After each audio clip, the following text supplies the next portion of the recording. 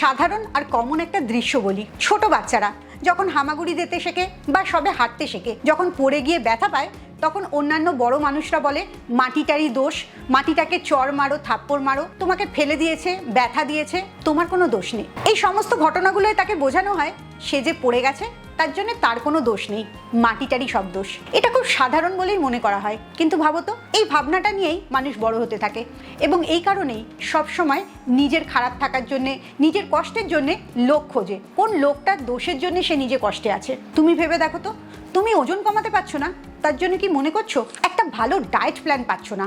Diet প্ল্যানটা পেলেই তোমার ওজন কমানোটা একদম সহজ হয়ে যেত। আসলে তুমি লক্ষ্য করতেই চাইছো না যে তোমার কোন দোষের জন্য তুমি ওজন কমাতে পারছো না। ডায়েট প্ল্যান পেলেও তুমি সেটা কখনোই ফলো করতে পারবে না, কারণ কোনো মানুষই সারা জীবন একটা ডায়েট প্ল্যান ফলো করতে পারে না। তার মানে বুঝতেই পারছো, সমস্যাটা তোমার ভেতরটাকে না জানা, তোমার ভেতরের সমস্যাগুলোকে না দেখতে চাওয়া। আর এটাই আজকের ভিডিওর বিষয়। এমন ছোট ছোট 5টা অভ্যাস পরিবর্তন বলবো, যেগুলো করলে তুমি নিজেকে অনেক বেশি শান্ত করতে পারবে, নিজেকে অর্গানাইজ করতে পারবে এবং খুব সহজেই তোমার পেটের চর্বিটা কমাতে পারবে। বিশেষ করে 5 নম্বর যে পয়েন্টটা, সেটা তো আমার জীবনে ভীষণভাবে উপকার করেছে, হয়তোবা সেটা তোমাকেও অনেক বেশি উপকার দেবে। তাই পুরো ভিডিওটা ভীষণ মন দিয়ে দেখো। Welcome to good life with Sukanya. আমি লাইফস্টাইল কারেকশন কোচ।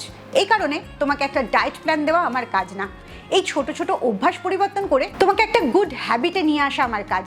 আর যখনই তোমার হ্যাবিটটা ঠিক হবে, অটোমেটিক্যালি তোমার ওজন কমতে থাকবে, ভুঁড়ির চর্বি কমতে থাকবে। তুমি যদি সেই স্টেপটা নিতে চাও, তাহলে এক্ষুনি আমার 7 ডেজ চ্যালেঞ্জ বুক করো। এই 7 দিনের চ্যালেঞ্জ জয়েন করার জন্য নিচের নাম্বারে 7 ডেজ চ্যালেঞ্জ লিখে হোয়াটসঅ্যাপ করো। প্রথম অভ্যাস পরিবর্তনটা বলার আগে একটা প্রশ্ন করি। আজকে সকালবেলা চোখ খুলেই তোমার প্রথম কোন জিনিসটা মাথায় এসেছিল? ঘুম থেকে উঠতে অনেক দেরি হয়ে গেছে, বা ব্রেকফাস্টে কি বানাবে, বা তাড়াতাড়ি বাচ্চাকে রেডি করতে হবে? সকালের প্রথম ভাবনাটা তোমার মাথায় কি এসছে? অধিকাংশ মানুষই দেখা যায় সকালবেলা চোখটা খুলেই একটা কোনো চিন্তা শুরু করে, কিংবা মোবাইল ফোনটা খুলে দেখে কি নোটিফিকেশন এসছে বা হোয়াটসঅ্যাপে কে মেসেজ করেছে। তার মানে তুমি ঘুম থেকে ওঠার সাথে সাথে চোখটা খুলেই তোমার লাইফটা সারা পৃথিবীর জন্য ছেড়ে দিচ্ছ। এই জায়গাটাতেই তোমার প্রথম পরিবর্তনটা করতে হবে। ঘুম থেকে ওঠার পর, চোখ খোলার পর 10 মিনিট কারোর জন্য কিচ্ছু ভাববে না, কোনো তাড়া নেবে না, কোনো টেনশন করবে না, নিজেকে কিছুটা সময় দেবে, মাত্র 10টা মিনিট। তার মধ্যে প্রথম 2 মিনিট শান্ত হয়ে বিছানাতে বসবে, বসে ডিপ ব্রিদিং করবে। আস্তে আস্তে নিঃশ্বাসটা ভেতরে নেবে, কিছুক্ষণ ধরে রাখবে, তারপরে আবার নিঃশ্বাসটা আস্তে আস্তে ছাড়বে। এটা 2 মিনিটের কাজ। এরপরে 3 মিনিটের কাজ করবে, ওয়াশরুমে যাবে, ওয়াশরুম থেকে ঘুরে এসে 1 গ্লাস উষ্ণ গরম জল খাবে। আর এরপরে 5 মিনিটের কাজ করবে।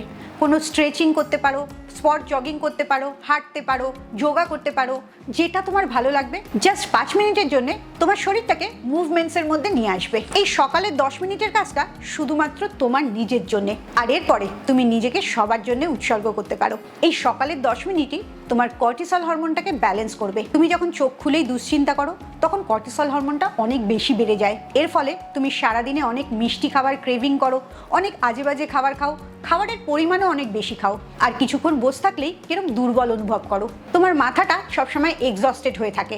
এই সব বিপদগুলো থেকে বাঁচতে পারো মাত্র সকালের 10 মিনিট নিজের নামে করে। সেই সময়টা শুধুমাত্র তোমার। আজকের দিনেও বেশিরভাগ মেয়েরাই সবাইকে খাবার দেওয়ার পর লাস্টে যতটুকু বেঁচে থাকে ততটুকু নিজে খায়। অধিকাংশ সময় প্লেট দেখলে দেখা যায় সে মাছের মাথাটা খাচ্ছে, যে মাথাটার মধ্যে মাছের ফ্লেশটা সবচেয়ে কম থাকে, সেখানে মাছ বলতে কিছু থাকেই না। এরকম সব খাবারগুলোর ক্ষেত্রেই সে করে থাকে। সবার খাওয়া শেষ হয়ে গেলে অধিকাংশ খাবার হয়তো শেষই হয়ে যায়, যতটুকু বেঁচে থাকে ততটুকু সে খায়। অ্যাজ এ রেজাল্ট তার পুষ্টির ঘাটতিটা সবচেয়ে বেশি হয়। অথচ বিজ্ঞান বলছে মেয়েদেরই সবচেয়ে বেশি পুষ্টিকর খাবার খাওয়া উচিত, কারণ মেয়েদের শরীরে অনেক ধকল যায়, প্রত্যেক মাসে ধকল যায়, এরপরে সন্তান হওয়া, সন্তানকে বড় করা, এই ধকলগুলো তো আছেই। তাই মেয়েদের অনেক বেশি খাবার পুষ্টির উপরে লক্ষ্য করা উচিত। অভ্যেস একটাই করবে, সেটা হচ্ছে প্রত্যেকটা খাবারে যেন প্রোটিন থাকে।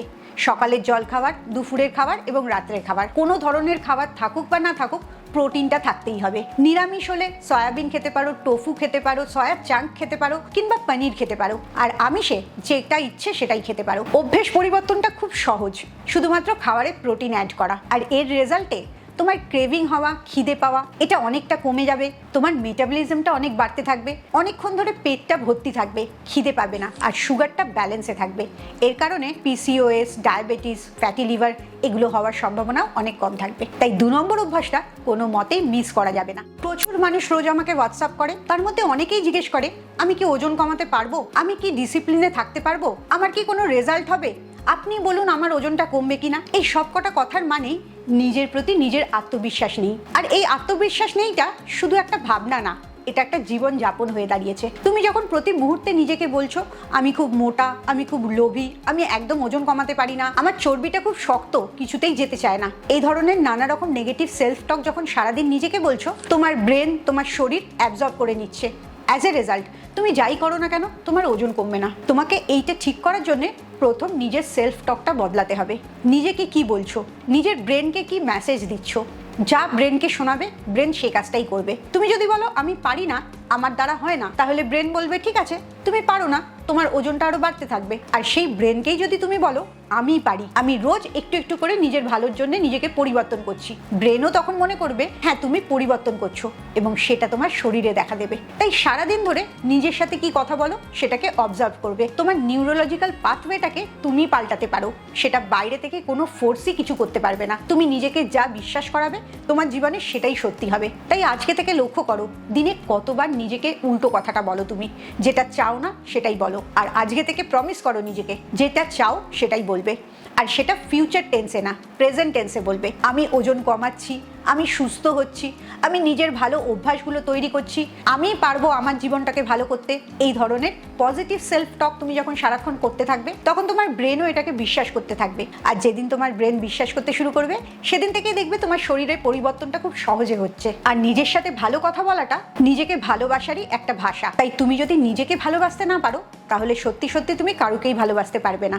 আর এই নিজেকে ভালোবাসার জন্য বাইরের কারুর কোনো মোটিভেশনের তোমার দরকার নেই। তোমার আত্মবিশ্বাসই তোমার মোটিভেশন হয়ে দাঁড়াবে। তোমার পজিটিভ সেলফ টকই তোমার অ্যাকচুয়াল রেজাল্টের দিকে এগিয়ে নিয়ে যাবে।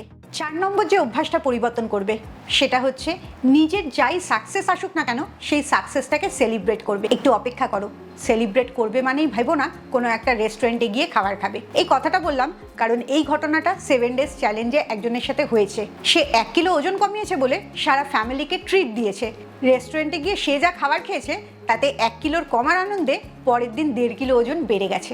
তুমি এই ভুলটা একদম করো না। সেলিব্রেশন মানে নিজের কনফিডেন্স লেভেলটাকে কিছুটা বাড়ানো, নিজেকে ভালোবাসা, নিজেকে বলা যে এই তো আমি পেরেছি, আমি পারি এটা করতে। আর সেলিব্রেশনটা খাবার দিয়ে না, অন্য ভালো লাগার জিনিস দিয়ে। প্রকৃতিতে ঘুরতে যেতে পারো, সিনেমা দেখতে যেতে পারো, ভালো গান শুনতে পারো, বন্ধুদের সাথে গল্প করতে পারো, কিংবা অনেক পুরনো কোনো একজন মানুষ যার সাথে অনেকদিন কথা হয়নি, যার সাথে একটা সময় তোমার খুব ভালো সময় কাটতো, এরকম একটা মানুষকে ফোনও করতে পারো। সেলিব্রেশন মানে সবসময় খাবার না, সেলিব্রেশন মানে মনের আনন্দ। তুমি যে কাজটা করে আনন্দ পাবে তোমার সেলিব্রেশন সেটা দিয়েই করবে। 500 গ্রাম ওজন কমুক বা 1 কিলো ওজন কমুক, যাই ওজন কমুক, সেটা যখনই তুমি সেলিব্রেট করছো তখন তোমার ব্রেন ওটা বিশ্বাস করতে শুরু করছে, এবং যে আনন্দটা তুমি করছো সেই আনন্দটা নেক্সট করার জন্য ব্রেন তোমাকে রেডি করছে, যাতে তোমার রেজাল্টটা নেক্সট টাইম আরও বেশি ভালো হয়। এবারে আসি সেই 5 নম্বর অভ্যাসটা যেটা আমার জীবনে ভীষণ কাজ করে। সেটা হচ্ছে তোমার এনার্জিটাকে পরিষ্কার করা। তুমি যেরকম রোজ চান করো শরীরটাকে পরিষ্কার করার জন্য, দাঁত মাজো দাঁতটাকে পরিষ্কার করার জন্য, কিন্তু ভাবো তো তোমার এনার্জিটা যেটা তোমার পুরো অস্তিত্বটাকে বহন করছে সেটা কি কখনো পরিষ্কার করো?